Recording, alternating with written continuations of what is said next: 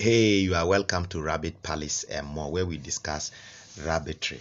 It is our aim to share knowledge on how to keep rabbits and then rabbit production in general, and then medication or medicating your rabbits so that we can achieve success in our rabbitries. Today we are looking at making hay for your rabbits. And we want to focus on using wild grasses that you do not plant, grasses that can be found in your backyard, at your farm, almost everywhere, especially when it is rainy seasons. That's what we are looking at, and what you are currently seeing on your screen is elephant grass.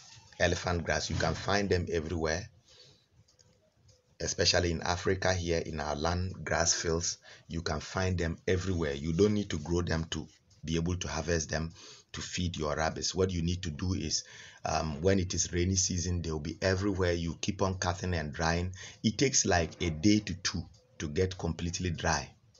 So you harvest them and you keep on drying, and you will be storing them ahead of the dry season.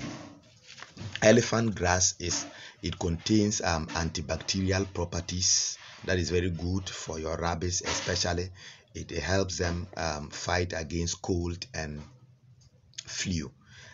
It also contains 8.7 to 20.4% protein, and also contains 27.3% to 35% fiber. So you can see that it's very good for your rabbits. What you are currently also seeing is guinea grass.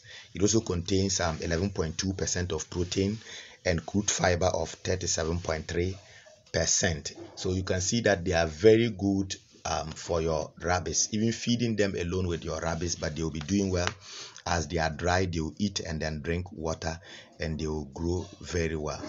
So we are looking at how we can harvest these grasses and then store them ahead of the dry season. So you can see this is a mixture of both the elephant grass and the guinea grass we have dried. It is almost drying.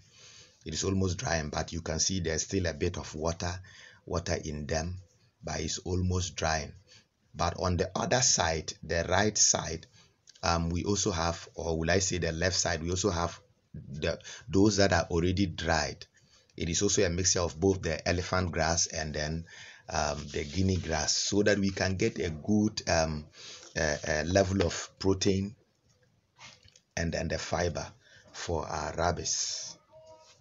So you can see that's a dry one. So usually, or how would I even say, hay, when we say hay, it means dry grass, or hibiscus plants that you have dried for the purpose of feeding to your animals, which might not necessarily be rabbits, but in our case we are looking at rabbits. So you can see it is already dry, so we are bringing them together so that we can bale them. We are preparing them or getting them ready so that we can bale them. So one of the purpose of baling your grass is to compress it to a smaller size so that you can have enough space to store more of them. And then when you bale it like that, you don't necessarily need to put it inside a sack. Sometimes when you put it inside a sack and a little heat, then you see that it begins to sweat. There will be some little moisture, and once there's moisture around it, then it begins to form some fungi or something like that around it. And if you feed it to your rabbits, it's very dangerous for their health. So you can see we are going through the process of baling. So if you don't have a machine where you can put them and compress them to a smaller size, this is a simple way we are going through, so that you know how to bale your hay, so that you can store enough of them for your rabbits. So you can see as we are picking them little by little, putting them inside the basket where we have cross ropes in both sides, and we are compressing them. So you don't need to just put them.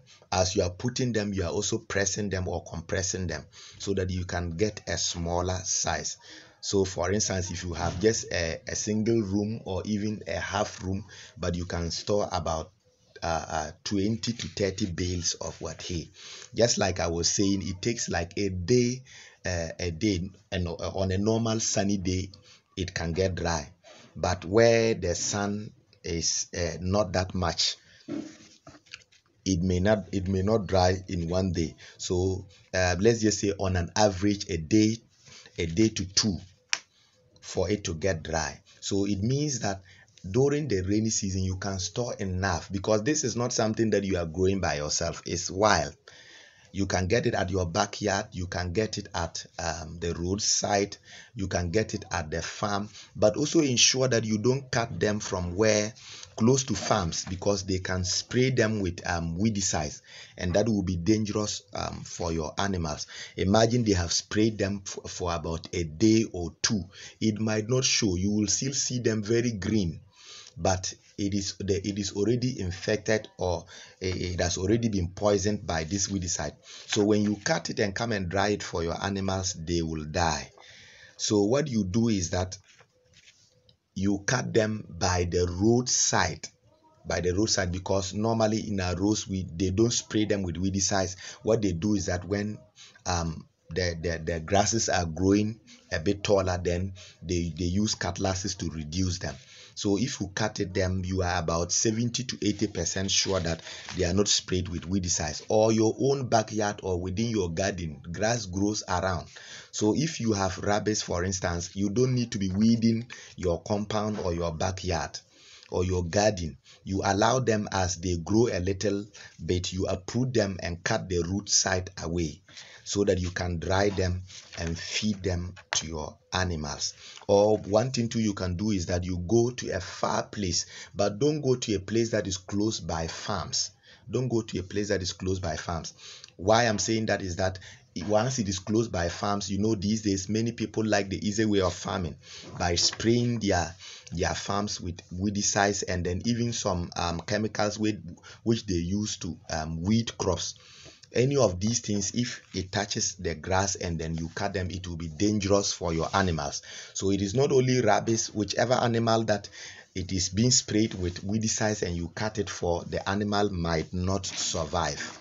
So, but within 3 to 4 days, you see that when you get to the site and then they have already sprayed them with weedicides, it will begin to turn yellow. But while it is still 1 to 2 days, it will not show. That's the dangerous one. It will not show, and it will still be green. You will think that it has not been sprayed, and you cut it and it will be a little trouble for your animals. So you go a far distance where there are not farms, and then it is available. You cut as much as quantity you can carry. And also by the roadside you can get them and feed your animals, and preferable at your backyard or within your garden.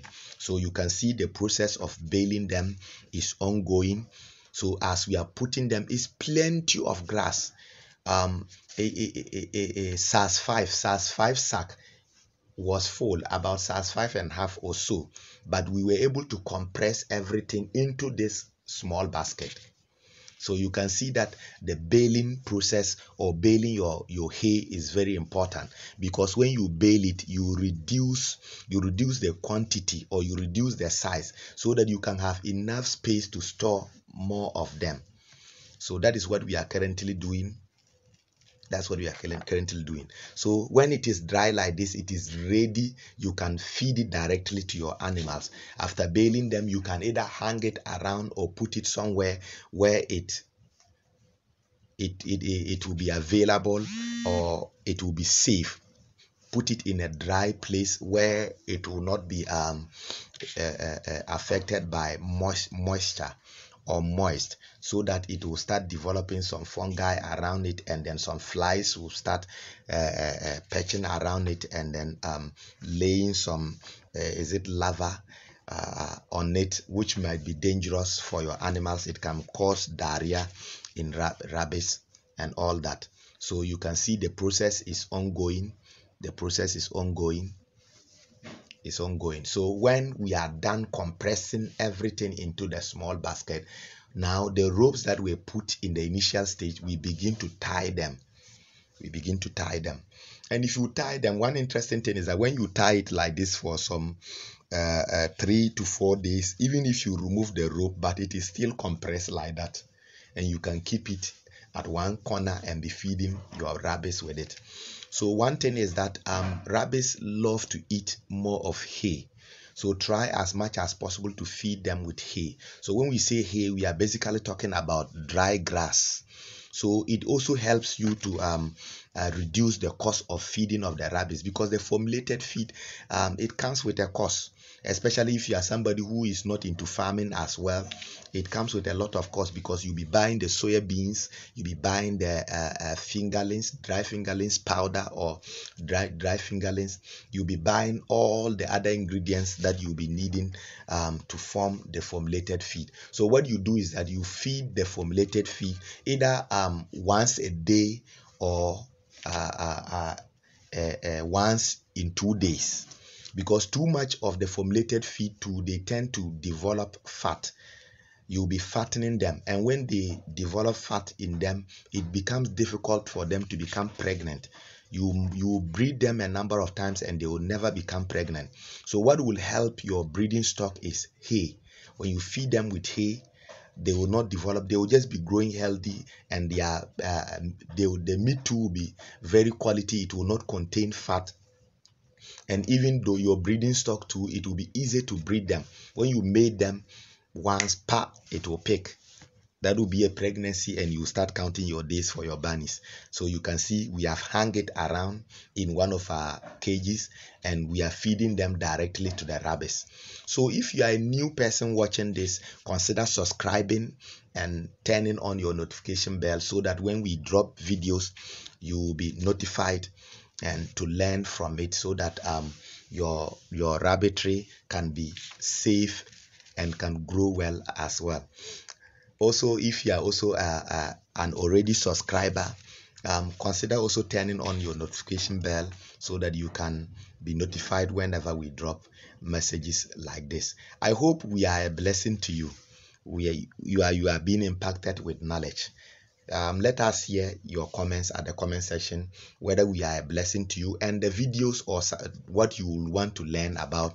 Tell us, so that we can feed you with the required knowledge, so that you can grow in your rabbitry. Thank you very much for staying with us. Thank you very much for being a part of this channel. Thank you very much for your comments and contributions. Thank you for making this channel a better one, and we want to hear from you more. So let us hear, what video will you want us to bring for you, or what area will you want to hear from? Thank you. Thank you.